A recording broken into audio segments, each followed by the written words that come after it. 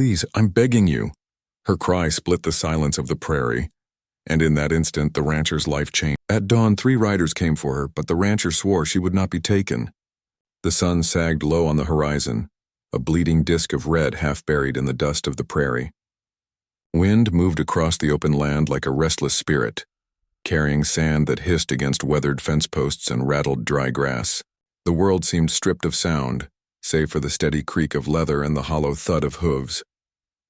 Elias Rourke sat in the saddle with the posture of a man who had forgotten what it meant to walk lightly.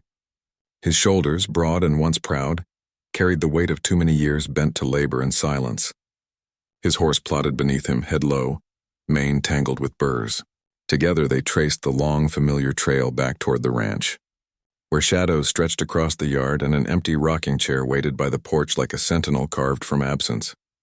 He lived these rides half asleep, suspended in a kind of waking dream where the only companions were memory and dust. Somewhere in that dream lay a woman's laughter, long faded, and the echo of vows spoken in a springtime that seemed like another lifetime.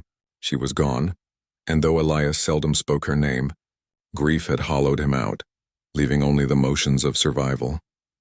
It might have gone on so forever, a man drifting toward his own quiet extinction. If not for the cry, it came sudden, sharp, and desperate. "Please, I'm begging you," rising from below the wind's mutter like a struck bell.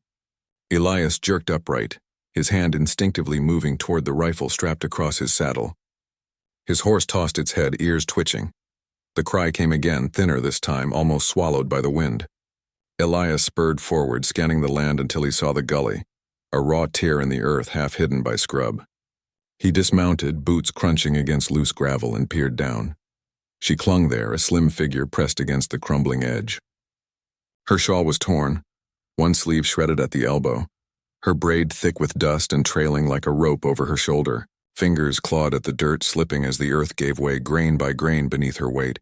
For a moment Elias only stared, frozen, his breath caught. She did not belong here, not in this barren stretch of land, not in the emptiness that had been his alone for so long. Yet there she was, her face turned up, streaked with dirt and fear, her eyes dark and unyielding despite the peril. Elias swung to his knees. The rim of the gully cracked under his weight, but he leaned down, stretching his arm. "Take hold," he said, the words rough from a throat unused to speaking. She grasped his wrist with surprising strength. He braced his boots and pulled, muscles straining as stones rattled loose and tumbled into the ravine. She scrabbled with her free hand, catching a root, pushing upward. At last, with a heave, he hauled her over the edge. They collapsed together onto the dust, breathing hard. For a heartbeat, the world seemed utterly still. Her hair fell across her face, tangled with grit. Elias caught his breath, staring. She was bruised, gaunt, clothes worn thin from travel, yet something in her gaze stopped him cold. Not merely the terror of one saved from death, but a depth he could not name, as though she carried with her some hidden storm. He felt a shift inside, subtle but unmistakable, like the earth itself tilting. It was as if he had pulled more than a body from the brink, as though he had lifted some secret from the shadows and placed it in the fading light of day. She sat up slowly, clutching her torn shawl, eyes never leaving his face. Elias, still stunned, could not look away. The wind pressed around them, filling the silence with dust and whispers. The rancher, who had thought himself long past surprise, realized the quiet ache that had hollowed him all these years had just been stirred, and though he did not yet know her name, he understood with a sudden weight that nothing on this land would be the same again. The ride back to the ranch house was silent. Elias led his horse by the reins, the woman, dust still clinging to her torn shawl, walking beside him. She did not speak, and he did not ask. The prairie had fallen into that in-between hush of twilight, when the sun was gone but the stars had not yet claimed the sky. Coyotes called to each other across the distance, and each sound made the woman's shoulders stiffen. Elias noticed, though he kept his eyes forward. By the time they reached the house, night had gathered in earnest.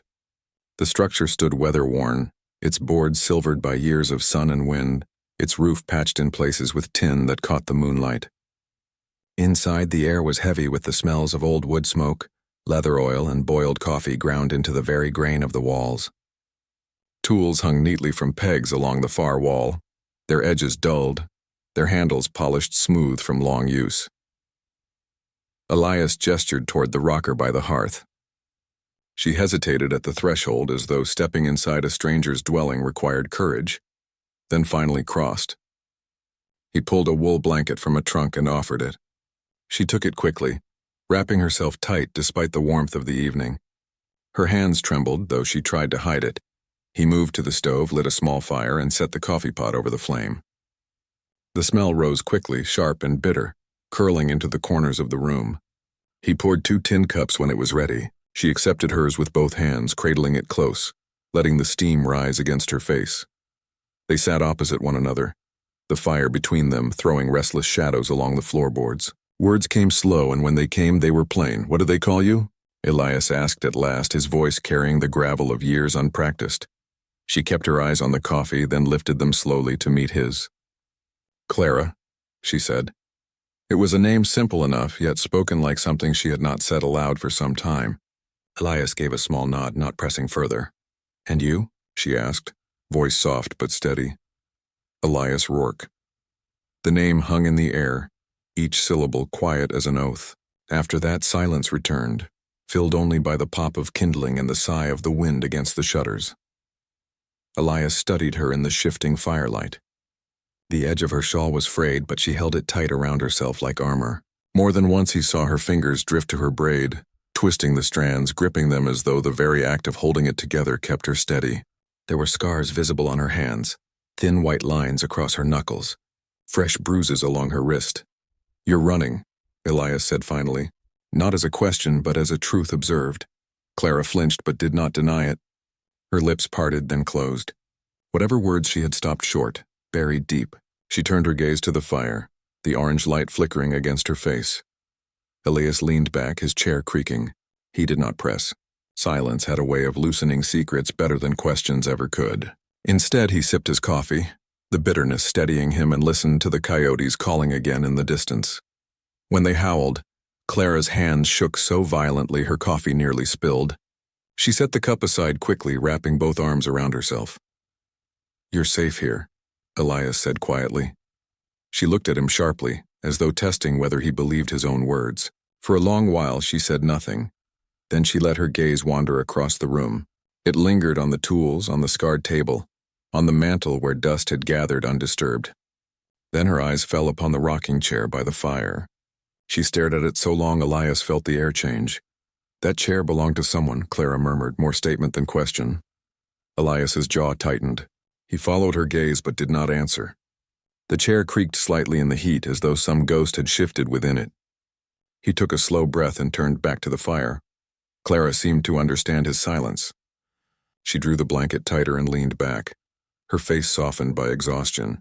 The firelight painted her features in gold and shadow, and Elias thought she looked both impossibly fragile and unbroken all at once. The hours stretched. Neither spoke again, but the quiet had shifted. It was no longer suspicion alone, but something different, an awareness fragile like the flame dancing on the hearth. Elias felt the old weight of solitude pressing against him. Yet for the first time in years, the house did not feel entirely empty.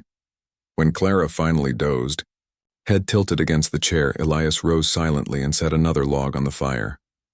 He watched the sparks leap, rising and vanishing into the dark, and thought of how easily lives could be snuffed out or carried on the wind. His eyes drifted back to her, curled beneath the blanket, her braid slipping loose across her shoulder.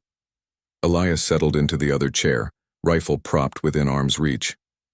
He kept his vigil through the night, coffee cooling in his hand, shadows long against the walls. The firelight flickered, holding back the dark, and in its glow Elias realized he had already accepted a burden he had not asked for. Yet it felt less like a burden than a reason. The days lengthened into a slow rhythm, each one etched by labor and silence. Elias rose with the pale light, shouldered his tools, and set out across the land. Fences sagged under the weight of wind and time, posts leaning like tired men. He straightened them one by one, tamping the soil, the hammer ringing against nails with a sound that carried across the open prairie. When the heat bore down, he chopped wood beneath the shade of a cottonwood, the steady thud of the axe a heartbeat against the quiet. Clara rarely strayed far from the house. She lingered near the window as he worked, her face half veiled by the curtain, watching with a stillness that was more than idleness. At times she sat at the table and undid her braid, letting the strands spill like a river of dark thread over her shoulder. Then with deliberate patience she wove them back together, each motion purposeful, as though strength itself were bound into those twisting strands. Evenings brought a softer rhythm. The chores done, Elias would sit by the hearth, rifle across his knees, cleaning the barrel until it gleamed. Clara took to small tasks, grinding coffee beans with the old mortar, stitching tears in saddlecloth, mending what had long gone unrepaired. The scrape of the needle, the crack of the fire, the slow grind of stone against bean, these were their conversations. Her silence spoke, and Elias listened. At first she gave nothing of herself beyond her name, but slowly pieces slipped free, like leaves shaken from a tree by the wind. She had been promised, she said one night, voice low, not quite meeting his eyes. Promised in marriage to a man she did not choose. A contract sealed with land and cattle, her life traded like coin. She had fled before the vows could be spoken, before the dress could be forced upon her shoulders. The men she fled from did not forgive. They followed, and she had run ever since. She spoke no names, only shadows, and the way her voice trembled told Elias more than the words themselves. He sat still, jaw tight, the weight of her confession settling like stone upon him, for he too had once lived with the memory of a wedding dress, though of another kind.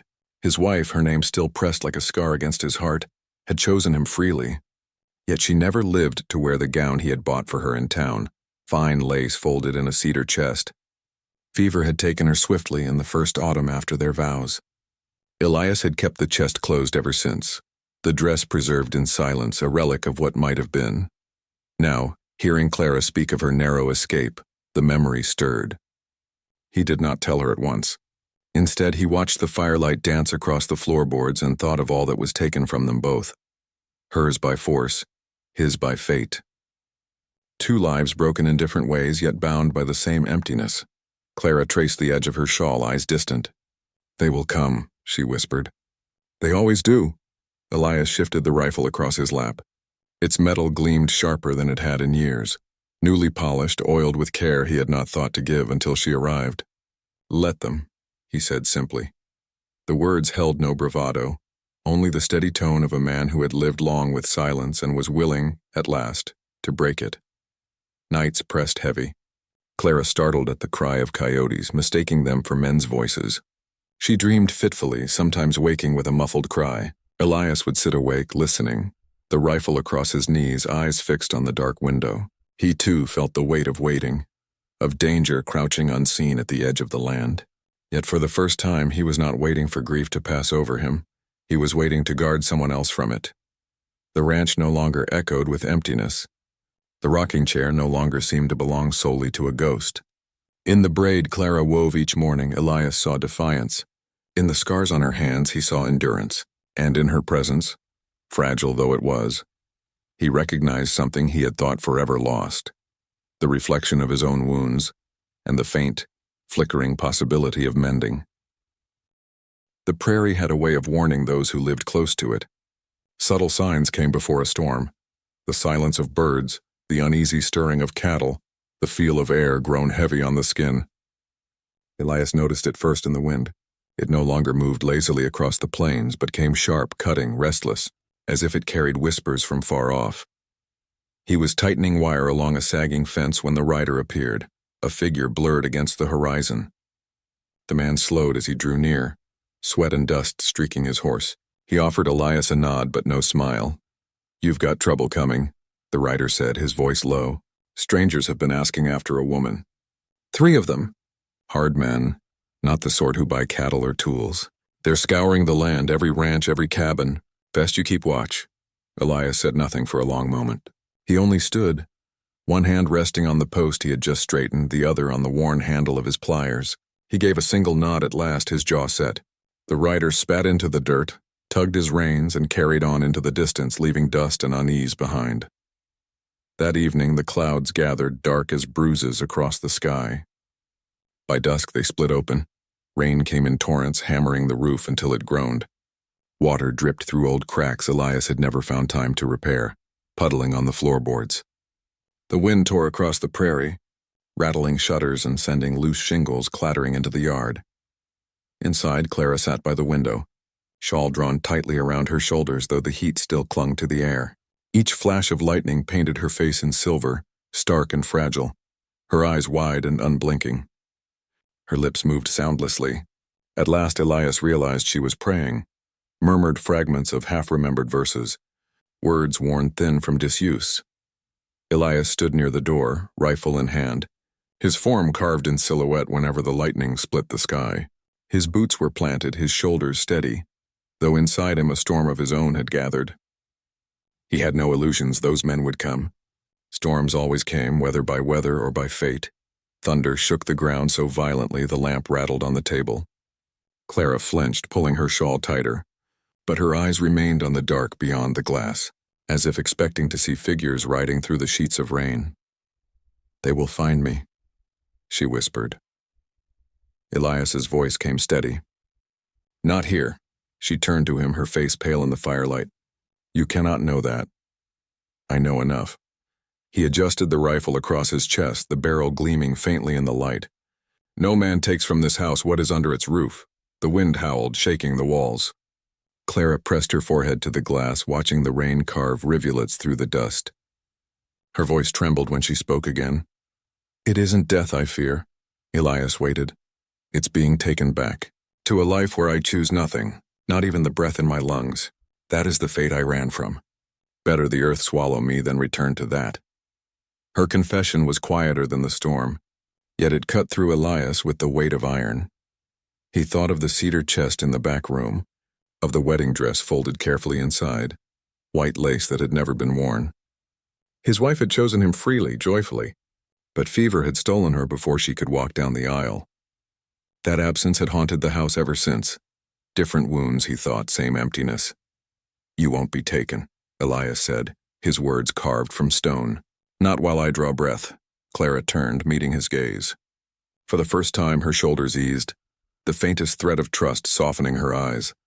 The storm raged through the night, beating the house with all its fury. They worked together to keep it at bay, Elias setting buckets beneath the leaks, Clara feeding wood to the fire when it faltered. Their movements became a rhythm, unspoken but shared, each action a vow in itself. At times they spoke not of the pursuers nor of the storm, but of smaller things. Clara spoke of how her mother used to braid her hair each morning, weaving strands tight as though to armor her against the day.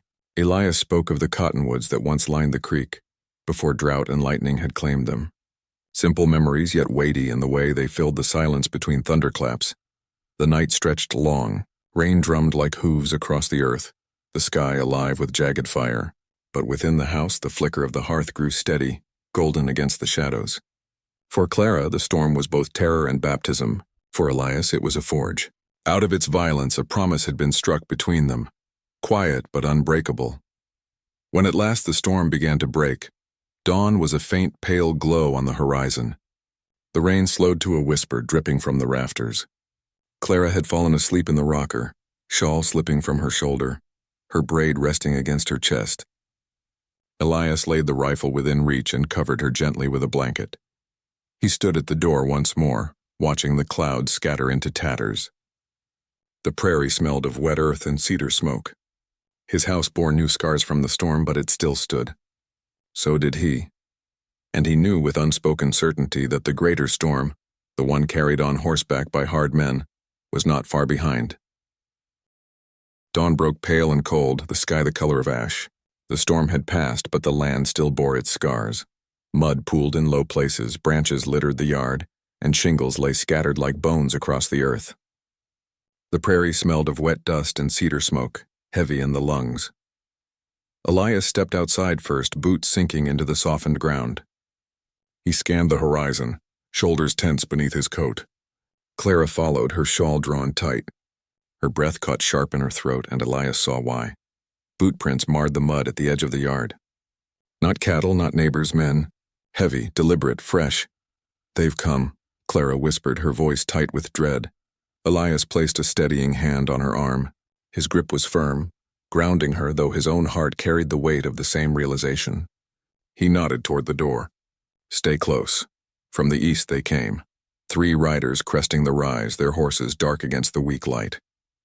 Their approach was unhurried, deliberate, the kind of slowness meant to show control. Elias lifted his rifle, cradling it in hands calloused by work but steady with purpose. The men dismounted at the edge of the yard. Dust still clung to their coats from the ride, but their eyes were sharp, cold as flint.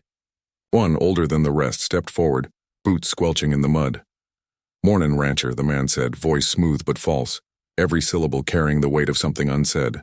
"We're looking for a girl. Came this way." Elias said nothing. The man smiled, thin and humorless. "Don't trouble yourself.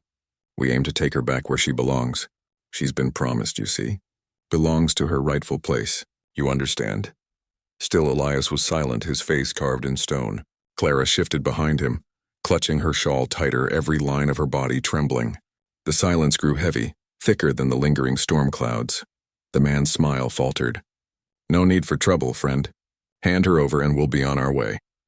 Elias's voice came then, quiet but unyielding, like the first crack of thunder. "She stays." The word hung between them, final as judgment. The riders exchanged glances.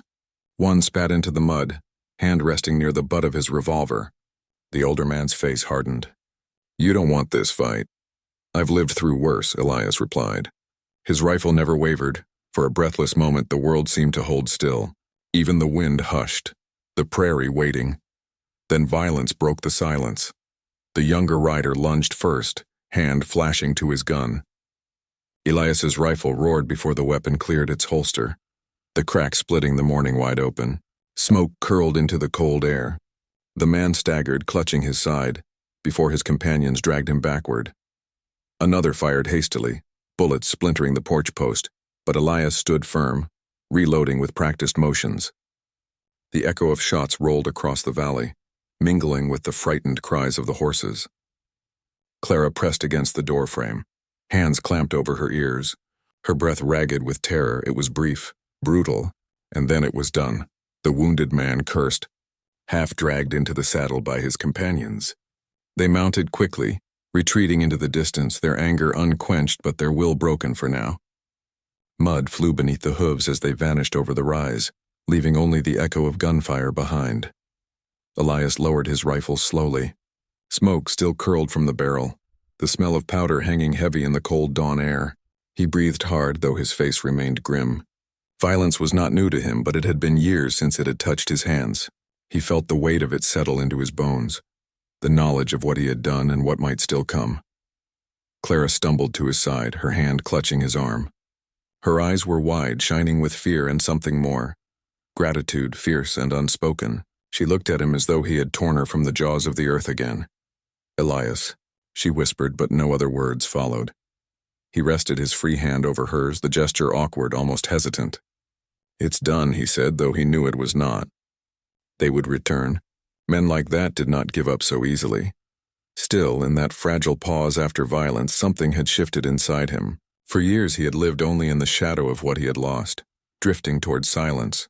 But in that moment, rifle in hand, Clara's grip firm against his sleeve, he felt something stir, long buried but not gone. The will to protect. The will to live for more than memory. Clara, too, seemed changed. Though terror still clung to her, she no longer looked only like a fugitive. She looked like someone who had found proof she could belong if only she dared. The valley was quiet once more. The sky, washed pale by the storm, stretched endless above them. Smoke still lingered, curling upward into the morning, a reminder that the world had shifted. Elias shouldered his rifle, guiding Clara back inside. The porch boards creaked beneath their steps. He knew the peace would not last, but as he glanced at her, alive, unbroken, eyes still fixed on him, he allowed himself a rare thought. For the first time in years, he had something worth standing for. The weeks slipped by as though carried on a slow, unseen current. The storm was a memory now, its wreckage mended piece by piece. The shingles replaced, the fences pulled taut, the earth drying into hard ground again. Yet something deeper had shifted in those days, not in wood or soil, but in the silence between two people who had once been strangers. Winter descended. The prairie lay beneath a veil of snow, endless and white, muffling the world into stillness. Each morning the windows bloomed with frost, and each evening the wind rattled against the eaves, carrying with it the lonely howl of coyotes. Yet inside the ranch house there was warmth, a steadiness that had not existed before. Clara moved through the rooms with a quiet ease, as though she had lived there all her life. The wool blanket Elias had first wrapped around her shoulders now lay folded neatly at the foot of her bed.